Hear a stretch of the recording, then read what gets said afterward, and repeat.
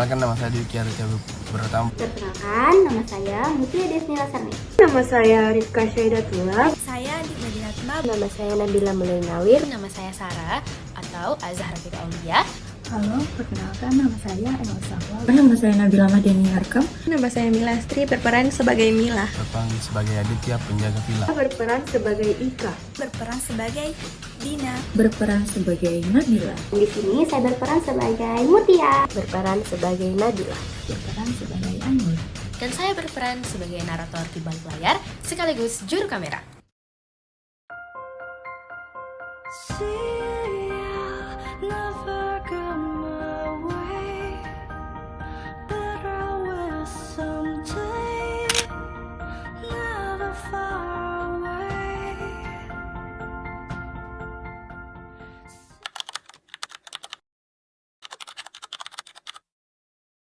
Rifka dan teman-temannya yang telah berencana untuk liburan telah tiba di Villa Anggrek.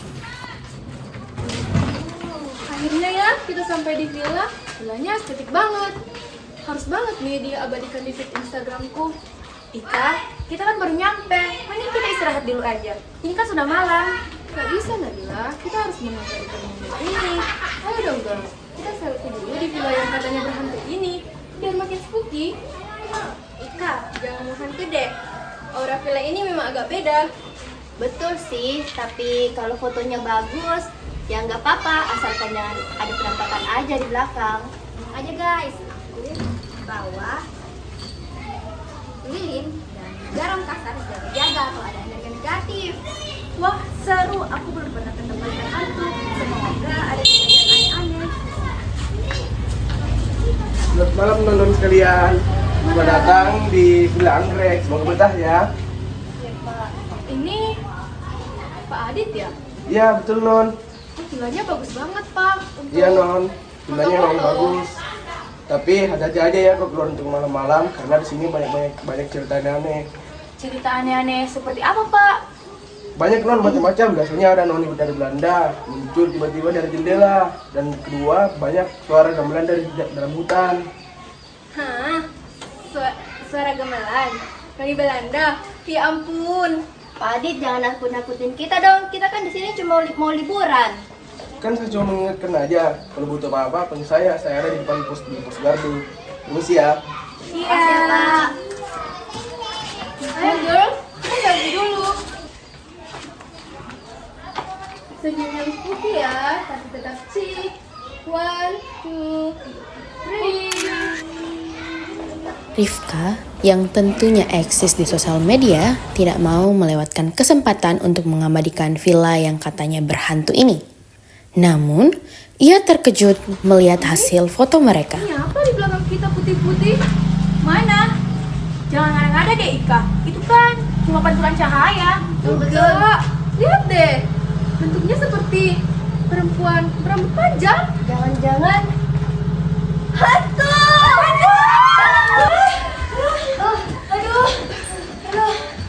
Aduh, hapus saja fotonya Rifka. Nanti hantunya masuk ke dalam HP-mu. Ini udah aku hapus tapi aku masih merinding. Mungkin itu cuma editan iseng dari Pak Adit. Nggak mungkin. Aura di sini emang nggak enak. Aku merasakan getaran negatif. Mutia lalu mengeluarkan garam dari tasnya dan menghamburkan garam tersebut ke seluruh sudut ruangan. Itu di luar kayak ada cahaya-cahaya bergerak. Jangan-jangan hantunya datang lagi. Hah? Itu kan cuma kunang-kunang, Gina. Jangan parno duluan. Tapi jumlahnya banyak sekali dan gerakannya aneh seperti mengikuti kita. Namun tiba-tiba terdengar langkah kaki dari lantai atas. Guys, ada suara langkah kaki dari atas. Apakah ada orang lain di villa ini? Gak mungkin Nabila. Kata Pak Adit, hanya kita yang booking villa ini. Aku harus pasang penangkal. Mutia, yang memang percaya akan hal-hal mistis, mulai menyemprotkan cairan bening ke seluruh ruangan. Baunya kok seperti minyak goreng bekas ya? Suara langkah kaki di atas mereka semakin terdengar jelas, seperti ada yang sedang berlari. Jangan ribut, dia nggak suka keramaian. Sontak, semua menatap Ainul dengan bingung. kau maksud, Ainul? Yang di atas, dia marah karena fotonya diambil tanpa izin. Maksudmu? Yang tadi? Dia nggak suka wajahnya diabadikan. Jadi sekarang dia akan mengambil sesuatu sebagai gantinya. Tiba-tiba lampu berkedap-kedip dan mati.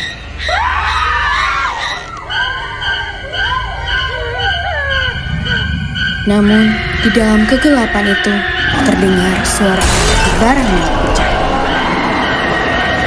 Dan tiba-tiba saja lampu menyala kembali. Namun mereka melihat ponsel Ika berada di lantai dengan kondisi layar yang retak. Kenapa bisa retak begini? Padahal tadi aku pegang. Jangan-jangan hantunya marah dan membanting ponselmu. Dari arah pintu terdengar suara ketukan yang sangat keras. Hah? Siapa itu malam-malam begini? Jangan-jangan hantunya. Pintu terbuka perlahan dan tampak Pak Adit berdiri di ambang pintu. Non, kompornya ketinggalan. Mohon maaf ya mengganggu. Tadi ada kesulitan sedikit jadi matinya. Lampunya mati. Kalian tidak apa-apa? Maksud Pak Adit, ini juga gara-gara konsleting. Oh, kok bisa gitu? Non jatuh. Gak tahu, tadi aku pegang kok. Mungkin Rifka tadi cuma kaget dan tidak sengaja menjatuhkannya. Oh begitu ya. Mohon maaf ketidaknyamanannya. Ini ada lilin. Siapa tahu bentar lampunya mati lagi. Permisi ya. Makasih ya Pak Adit. Makasih ya Pak Adit. Jadi konsleting ini gara-gara Noni Belanda. Tapi tetap aja auranya nggak enak di sini guys. Kita harus waspada. Iya. Ya udahlah guys, yang penting kita semua selamat. Ini kita jadikan pelajaran aja ya. Lain kali kita nggak usah selfie di tempat-tempat angker. Iya betul. Mereka semua lalu setuju dan suasana perlahan mencair. Meskipun rasa waspada masih terasa, mereka menyadari bahwa kadang keinginan untuk eksis di media sosial bisa membawa petaka yang konyol. Malam itu, karena rasa takut dan tegang yang berkecamuk, akhirnya Pak Adit bergabung bersama mereka.